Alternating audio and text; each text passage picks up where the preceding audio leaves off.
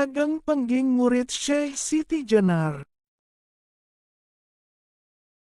Kiai Ageng Pengging, disebut juga Raden Kebo Kenanga, adalah tokoh yang namanya disebut dalam Babat Tanah Jawi dan beberapa naskah lain dengan kala waktu yang serupa. Sesuai dengan namanya, ia bertempat tinggal di Pengging.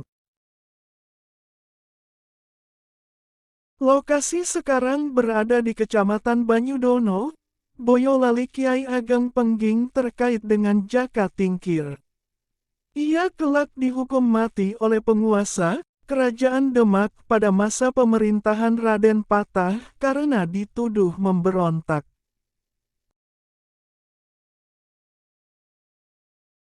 Kebo Kenongo, Ki Ageng Pengging.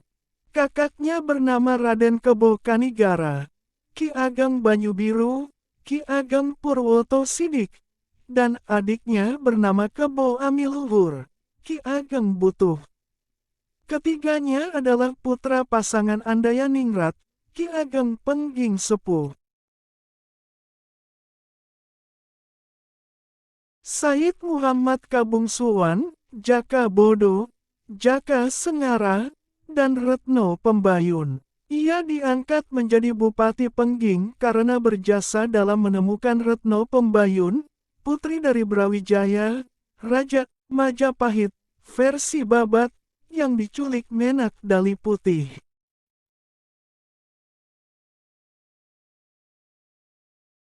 Raja Blambangan, putra Menak Jingga.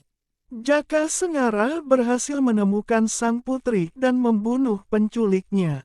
Jaka Sengara kemudian menjadi adipati, Raja Muda Pengging, bergelar Andayaningrat atau Ki Ageng Penggingi, versi lain menyebutnya Jayaningrat.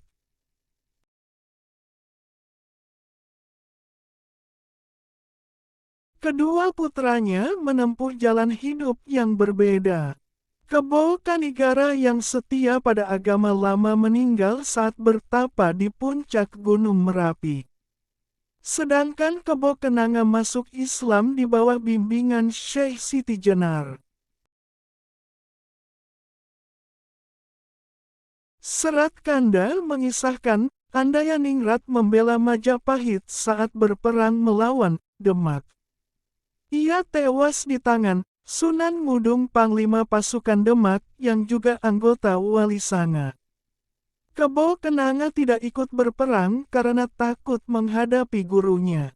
Padahal Syekh Siti Jenar sendiri tidak mendukung serangan Demak. Kebo Kenanga kemudian menjadi penguasa Pengging menggantikan ayahnya.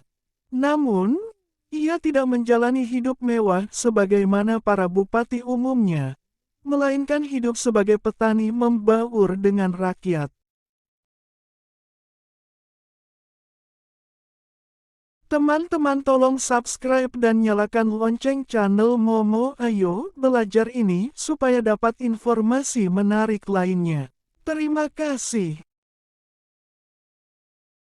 Menurut Serat Siti Jenar, Kebo Kenanga bertemu Syekh Siti Jenar sesudah menjadi penguasa Pengging. Dikisahkan keduanya berdiskusi tentang persamaan teoretis dalam agama Hindu, Buddha, dan Islam namun berbeda keyakinan.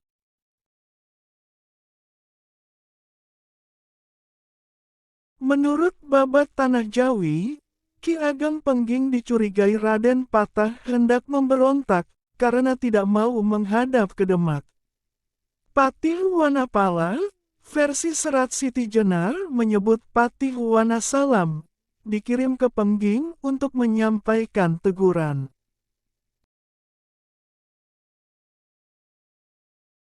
Waktu setahun berlalu dan Ki Ageng Pengging tetap menolak menghadap.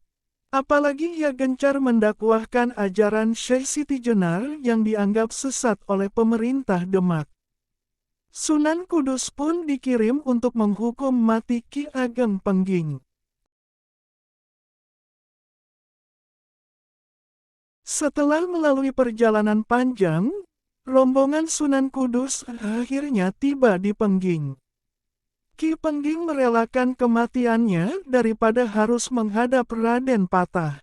Akhirnya, ia pun meninggal dunia setelah titik kelemahannya, yaitu ujung siku. Ditusuk keris Sunan Kudus. Menurut Serat Siti Jenar, Ki Ageng Pengging meninggal karena kemauannya sendiri. Sebelumnya, ia dikisahkan berhasil menyadarkan Sunan Kudus tentang ajaran Syekh Siti Jenar yang sebenarnya. Akhirnya, Ki Ageng Pengging meninggal dunia dengan caranya sendiri, bukan karena ditusuk Sunan Kudus. Ada riwayat lain, bahwa Kebo Kenongo lari ke Surabaya dan sama sekali tidak mau menghadap ke Demak. Sehingga kemudian ada silsilah makamnya ada di Surabaya. Pada intinya, kematian Ki Ageng Pengging disebabkan karena penolakannya terhadap pemerintahan Demak. Ia adalah murid terbaik Syekh Siti Jenar, salah seorang wali yang mengajarkan kesederajatan manusia dan menolak basa-basi duniawi.